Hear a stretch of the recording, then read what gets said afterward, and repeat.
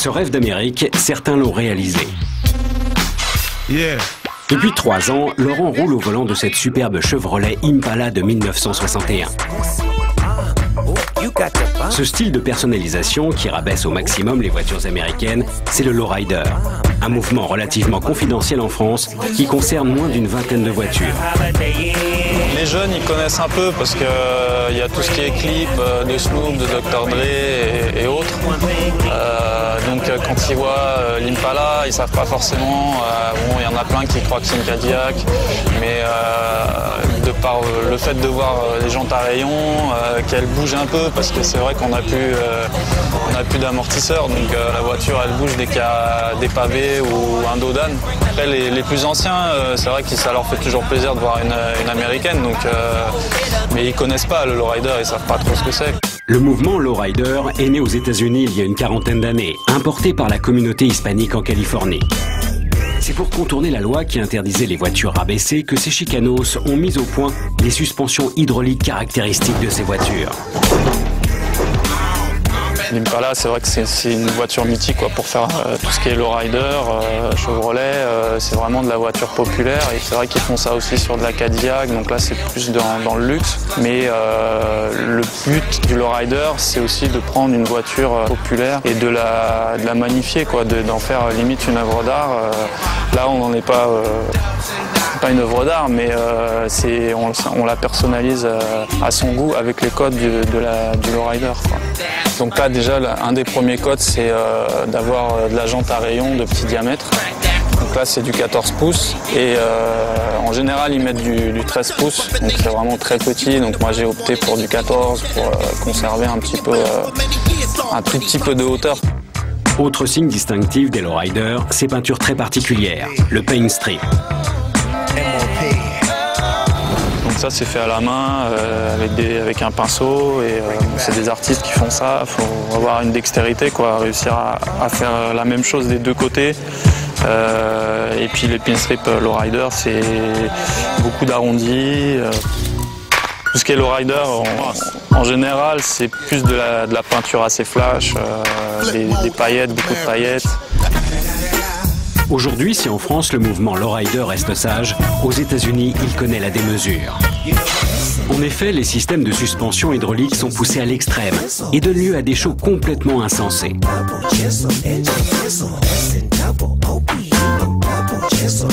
Aux États-Unis, il y a aussi des voitures qui sont là pour des compétitions, donc avec du matériel encore plus costaud. Pour sauter, ils font des concours de saut, ils font des shows de danse de voitures. Il y a différentes catégories dans le lowrider. Mais le lowrider ne se résume pas aux voitures qui sautent. C'est aussi toute une culture. Dans son magasin, Laurent importe tout ce qui gravite autour de cet univers. Jouets, bandanas, musique, vélos customisés, modèles réduits ou encore le style vestimentaire West Coast. Il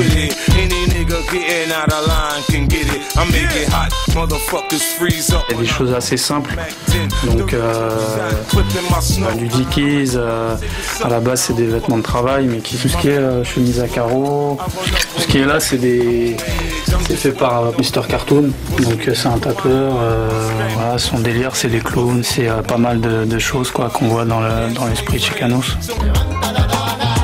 En effet, aux États-Unis, le lowrider est un véritable mode de vie.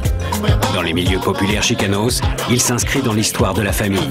Ça peut être vraiment transmis de père en fils et voilà, le fils il prend la voiture, il la remet en état, après ils font ça un peu en famille, c'est tout un art de vivre autour de ça et après ils vont aller se déplacer dans les meetings et puis montrer un peu ce qu'ils savent faire.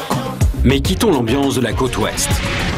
En effet, pas toujours facile de sortir sa voiture, surtout quand, comme pour l'Impala de Laurent, il faut plus de 5 mètres pour se garer.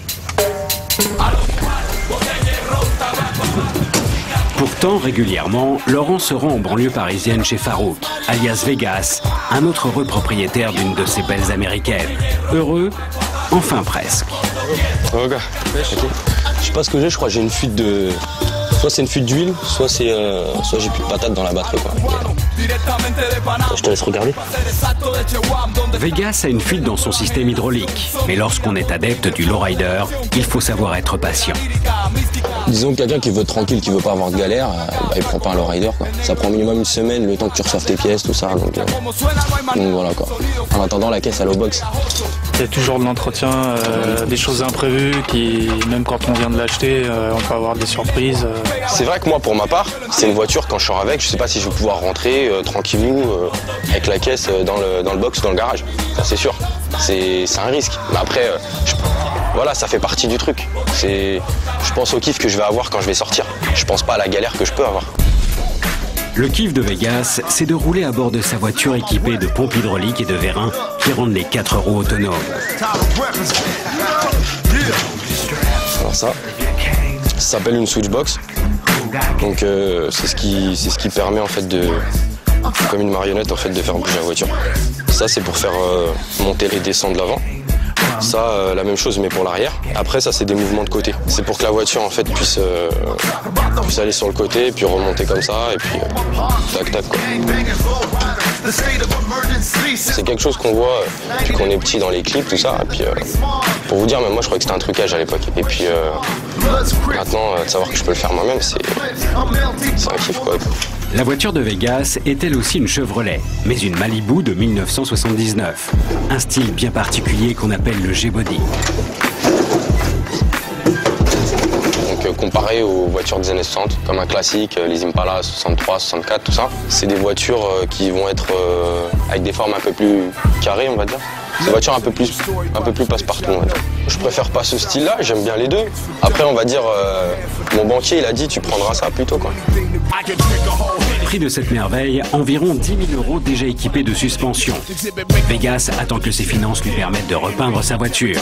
Pour le moment, il a commencé à refaire lui-même l'intérieur en croisillon bleu. C'est un genre de matelassage, en fait. J'ai passé après une semaine à tout faire, quoi que ce soit le plafond, les portes, et puis ça va, je me suis amusé à le faire, et puis le résultat est plutôt pas mal. Enfin, moi, j'aime bien. Après... Des couleurs flashy pour une visibilité maximum. Tu te sens bien, t'as l'impression t'es le roi de la route, on va dire. T'as tous les gens qui se regardent, tu vois les gens comme ça, te regardent, tu regardes dans le rétro, ils te regardent encore. Tu vois, ça c'est kiffant. C'est des rêves de gosse. Retour chez les West Coast. Laurent et Vegas ont rejoint leur troisième compère lowrider, Tim, qui vient d'acquérir cette superbe Impala 63, encore non modifiée. C'est la base idéale avec la 64 pour faire un lowrider. C'est vraiment ce qu'il y a de mieux parce qu'en fait on voit dans tous les clips, au niveau des lignes et des formes de la voiture, même au niveau de l'équilibrage par rapport à quoi la faire bouger, c'est vraiment ce qu'il y a de top. Ce que tout le monde veut, ce que tout le monde cherche et enfin ce que j'ai eu. Celle-là, par internet, avec de la chance, je l'ai acheté à quelqu'un. Par contre, le souci, c'est qu'il n'y avait plus de carte grise, donc ça a mis au moins 1 an à faire les papiers. Mais enfin, maintenant, il y a tout qui est là et il n'y a plus qu'à. Tim a déboursé 6 000 € pour acquérir cette Impala et ce n'est que le début. Il doit refaire sa voiture à neuf et solidarité de lowrider oblige, ses deux amis vont mettre la main à la pâte.